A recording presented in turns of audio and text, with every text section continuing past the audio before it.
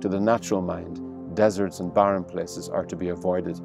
But so often in Scripture, we see God's people emerge from the desert, from the place of getting to the end of their natural resources, in the power of the Spirit. And I believe that is how the Lord intends His church to emerge from this present season of having been cut off from so many of our natural resources. In the desert, as 40 days went by, Jesus became hungry and thirsty. But being full of the Spirit, He knew who He was. He was the beloved Son of the Father, in whom the Father was well pleased, and everything that the Father had was His. But in the natural realm, it appeared that He was not being provided for. The Gospel tells us that at this point, the devil came to tempt Jesus, and his line of attack was always the same. If you are the Son of God, then do something.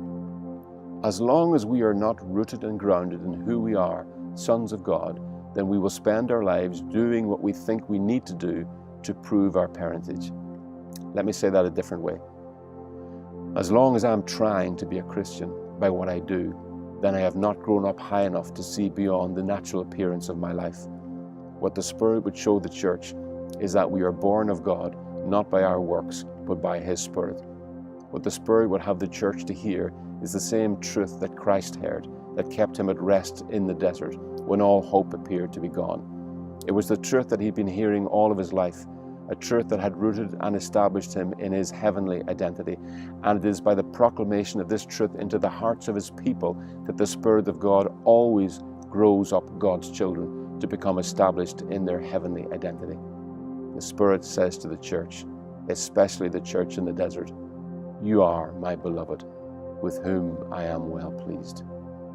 Only in receiving this name do you find the power in this name to resist every name this world would try and label you with. As long as you continue to try and establish your own righteousness, you cannot submit to the righteousness of God. As long as you're trying in your natural strength to name yourself, you cannot live in the power of the name He gives you. The Apostle John said it like this, "But as many as received Him, to them give He power to become the sons of God, even to them that believe on His name, children born not of natural descent, nor of human decision or a husband's will, but born of God."